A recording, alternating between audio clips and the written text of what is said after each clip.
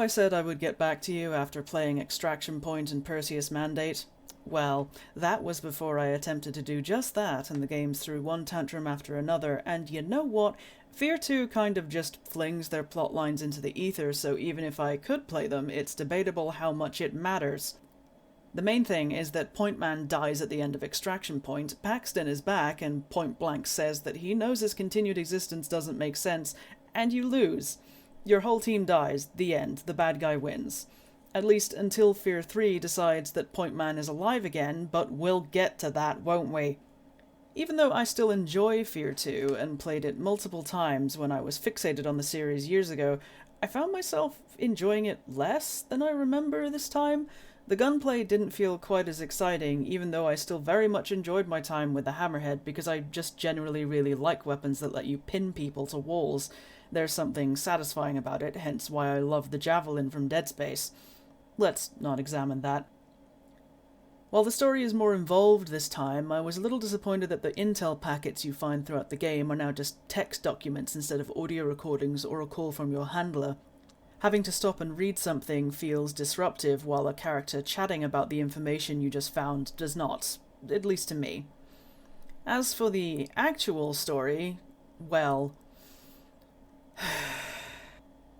You begin just before the facility from the first game is destroyed, playing as one Michael Becket, jeeringly referred to as Bucket by his teammates. It's clear from the beginning that Alma has already taken an interest in Becket, as you encounter visions of her in her child form throughout the opening mission, where you fight through Armacham Black Ops to save Genevieve Aristide, president of Armacham. Aristide was responsible for the mess from the first game, and as such has found herself in deep shit with the rest of the board, which is where Becket and his team come in. You reach Aristide in time to see Harlan releasing Alma from containment via video link, and shortly after the facility explodes, knocking out Becket and the rest of his team. After which, they're taken to a secret facility by Aristide and operated on to awaken their telepathic abilities. You discover over the course of the game that Becket and most of his team were part of Project Harbinger, an Armacham operation with the express purpose of finding children with telepathic potential, feeding them supplements to encourage its growth, and eventually turn them into replica commanders like Paxton Fettel. All of this, of course, done at an elementary school owned by Armacham, with a vast facility built underneath it. This was intended to replace the process they had with Alma, because commanders like Becket wouldn't be in danger of synchronizing with her.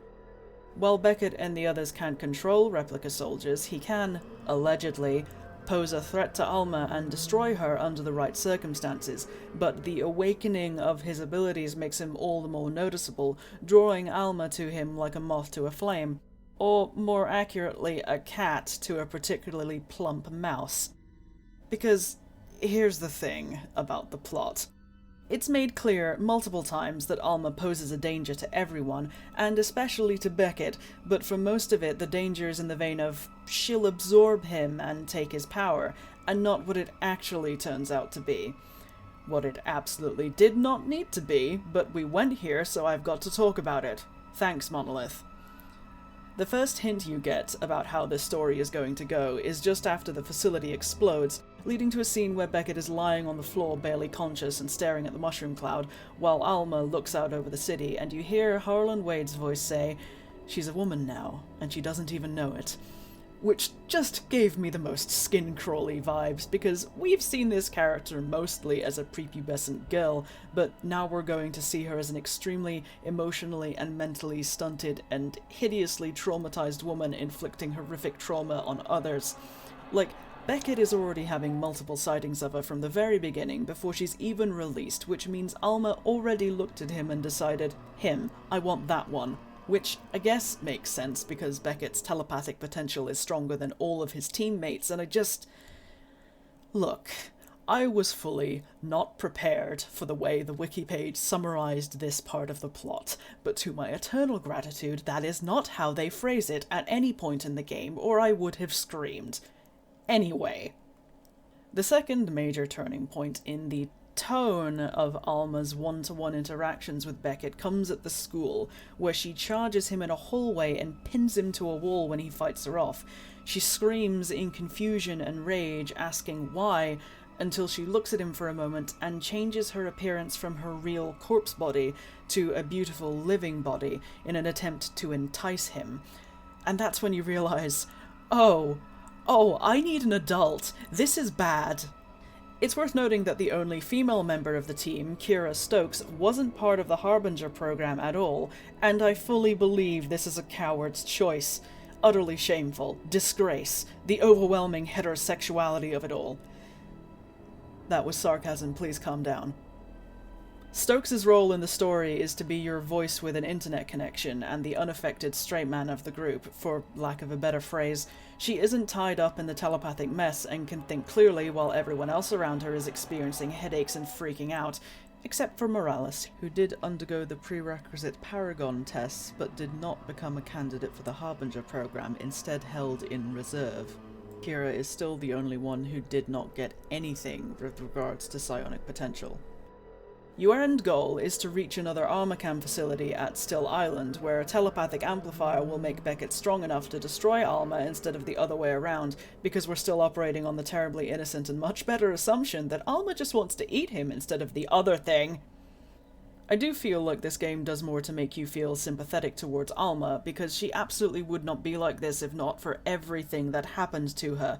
She's not fully a person, she behaves on instinct and impulse because she was locked away in a tank when she was 8 years old and only taken out twice to give birth to children she was forcibly impregnated with and eventually left to drown to death. So on one hand, it makes sense that if she's driven by base urges with pretty much nothing in the way of socialization or basic human kindness, she would do whatever her urges tell her to do. On the other hand, writing this was very much a choice, and I hate it. I would like to insist that I do love this series, but dear God, can you imagine the shit show that would have been caused if their genders were reversed? Over the course of the game, your squad is gradually picked off until it's just you, Morales, Keegan, and Stokes, with Morales being the only one to get out alive and unmolested, Keegan fighting you like a hormonal bull, and Stokes shot in the gut because of her womanly midriff-bearing armor that someone decided she had to have because female character. Thanks, I hate it. Stokes accompanies Becket into the Still Island facility to strap him into the amplifier, rendering him helpless when Aristide shows up with a gun to screw everyone and everything, because she doesn't want to destroy Alma. Oh no, she wants to contain Alma, because that has worked out so well before. Even when Alma was quote-unquote dead and contained in her original tank, people in the surrounding area reported feeling nervous and sick, and that was when she was inside something designed to contain her. If you pick up the intel just outside the amplifier room, you already know that Aristide's plan is not going to work because it flat out says that the suppression failsafe is not strong enough for telepaths of level 5 or higher, which you can safely assume Alma is definitely higher than. All the terrifying and reality-warping anomalies you've seen throughout the game are entirely a product of her power. She is apocalyptically strong, but Becket is a voiceless protagonist so he can't share the intel he read. What a goddamn shame. I mean, fuck Harlan Wade to the nth degree, obviously. He could have ended this at any point, run away with Alma, sent her off to live on an island somewhere. Anything else but this. However, a lot of the shit you deal with is also the fault of Aristide trying to save her job at Armacham. She looked at the unholy shitshow of Alma's rage against the world and thought, yeah, this is something that needs to continue and I'm gonna screw over everyone I need to make it happen. Which she does, shooting Stokes and closing the amplifier with both her and Becket trapped inside, which leaves Becket at Alma's mercy and Stokes bleeding to death. And it doesn't even work, because of course it doesn't. No one wins. Stokes is dying, Becket is assaulted, Alma is pregnant, and she is most assuredly not contained. I'm pretty sure Aristide doesn't get to keep her fucking job. Like, again, in universe, it just so happens that Stokes wasn't part of the Paragon or Harbinger programs at Wade Elementary, but it was still a narrative choice for the only female member of the team to not have any psychic shenanigans going on. That might have made the whole connection with Alma thing weird, and we wouldn't want that, would we? And please understand, I'm not arguing that having Stokes in Becket's position would have been better somehow. It would have been just as horrifying, but it still just stands out that the only female member of the team is the one without telepathy, and it feels like that decision was made because they wanted to end this game with horrifying telepath breeding, so of course it had to be one of the men. But Alma is dead. She's a ghost. There was no biology involved here. The child is a result of one powerful telepath dominating another. Unless you want to consider the horrifying possibility that Alma possessed Stokes and used her dying body for the act, which I would prefer not to think about. Neither do I want to consider the fact that the replica soldiers you fight throughout the game are essentially responding to Alma's will, because Paxton doesn't show up at any point in the main game, so he's not behind them, and Alma doesn't want to kill you. She wants to reproduce, so like, what exactly are the replicas trying to do? I don't want to think about this, but Monolith brought us here, so now I have to, and I hate it. And look, on one hand, the assault is not played for laughs or brushed off. No one thinks it's funny, or that Becket should consider himself lucky. It is presented as horrifying, as it should be. On the other hand, why was this necessary to the plot? Why did this have to be where it went? It is extremely rare when depicting this kind of thing is justifiable for the story to progress or have the same impact. You get flashes of what's happening to Becket while you're fighting with Keegan. You can hear Alma vocalizing as she uses Becket's body, and you see her physically fight him back down when he briefly surfaces. It is very uncomfortable. You might argue, that's the point, of course it's uncomfortable, but there is certain subject matter where you need to be more thoughtful in your deployment of it. This did not feel as thoughtful as it should have been. Someone thought they were being incredibly clever by calling the mission in which the protagonist is assaulted Climax. Thanks, I hate it. Okay, that was a lot. But I really do have a soft spot for this series, and wish it had gone in a better direction, especially with the character of Alma, and especially in the third installment. All you need to know about the Reborn DLC is that a replica soldier goes rogue and becomes the physical vessel for Paxton's spirit, but that gets tossed out the window for F.E.A.R 3, where he is just a free-floating spirit again, sod the vessel. Now, I only played the third game exactly once, with a friend. I never went back to it, I never played it alone, so my memory of it is very spotty except for the ending, because I remember kind of hating it. We'll see if that holds true when I play it now.